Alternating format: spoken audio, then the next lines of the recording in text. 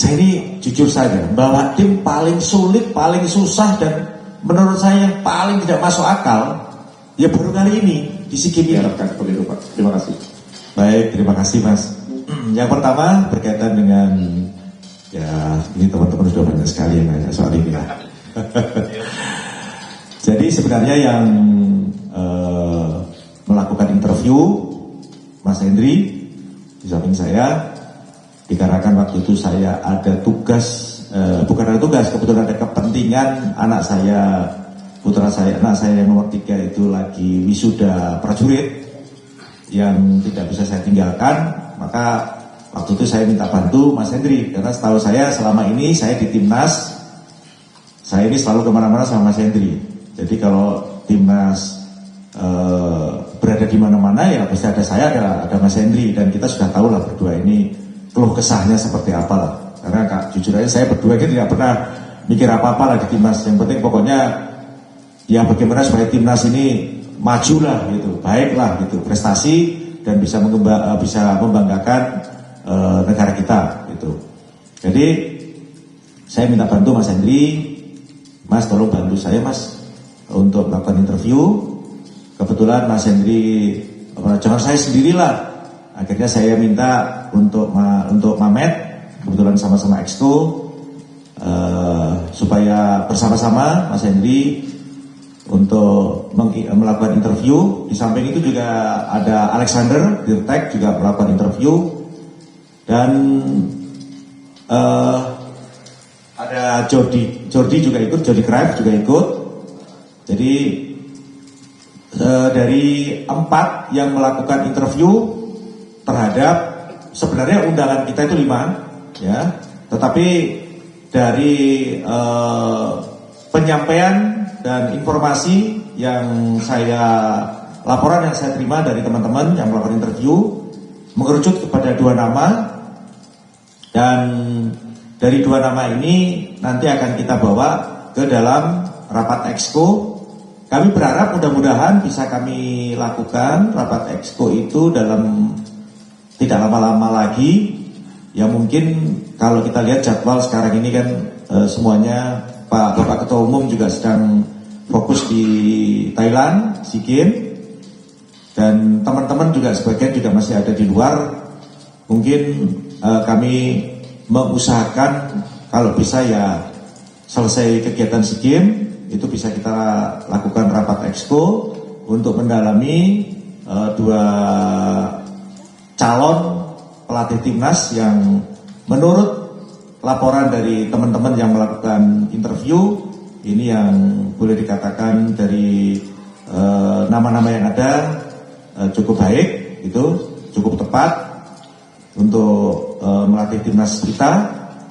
Ya nanti kita sesegera mungkin akan memberikan update perkembangan kepada teman-teman semua berkaitan dengan pelatih timnas ini. Cukup ya? Yang kedua berkaitan dengan SEA Games, ya kalau ditanya sebenarnya apa, saya sendiri jujur saja, ini saya belak-belakan aja kalau ngomong itu apa adanya lah. Saya ini jujur saja, bahwa tim paling sulit, paling susah, dan menurut saya yang paling tidak masuk akal, ya baru kali ini di SEA Games ini. Kenapa? Dari sisi persiapan itu jauh lebih matang kalau menurut saya.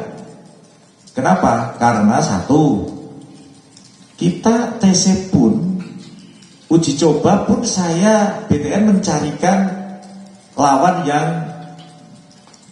boleh dikatakan kualitasnya lebih baik. Kita pilih Mali, India, sudah kita persiapkan. Selanjutnya di Chiang Mai pun berkaitan dengan fasilitas hotel dan lain-lain itu juga kita persiapkan dengan baik. Hanya memang kalau berkaitan dengan yang lain di luar lapangan latihan itu sangat-sangat oke dan sangat-sangat baik. Dan yang saya juga heran, kualitas para pemain yang kita bawa ini luar biasa. Yang dulu-dulu boleh dikatakan diaspora tidak turut serta di SEA Games, sekarang ini ikut.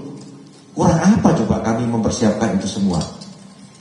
Dalam hati dan feeling saya di awal, mestinya harusnya baik gitu.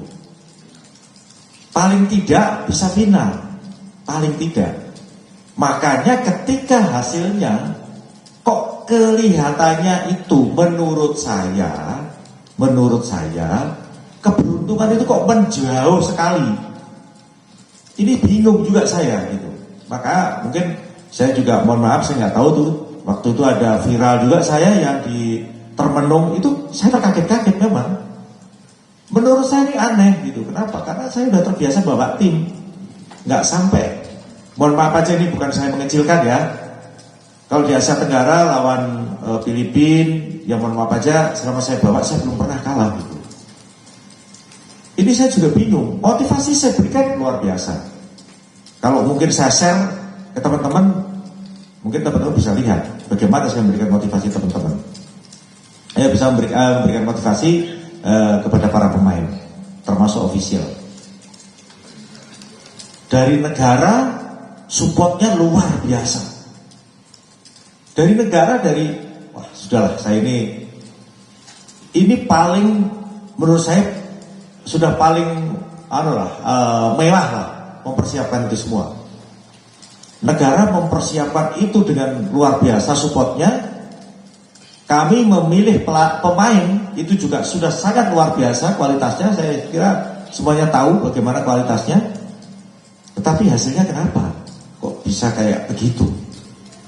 Jadi saya menggarisbawahi seperti ada kita dijauhkan dari keberuntungan. Yang kedua, yang bikin saya juga terkaget-kaget itu lawan Myanmar. Padahal menurut saya lawan Myanmar itu kita bisa clean sheet dan kita bisa cetak gol lebih dari 3. Tapi faktanya kita kebobolan dulu. Dan saya kira mungkin teman-teman bisa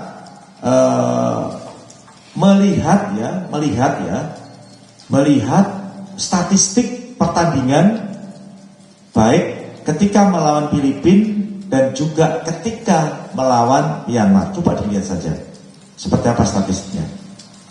Kalau berkaitan dengan soal teknis, tentu itu adalah tanggung jawab sepenuhnya tim kepelatihan di bawah asuhan Coach Indra Safri.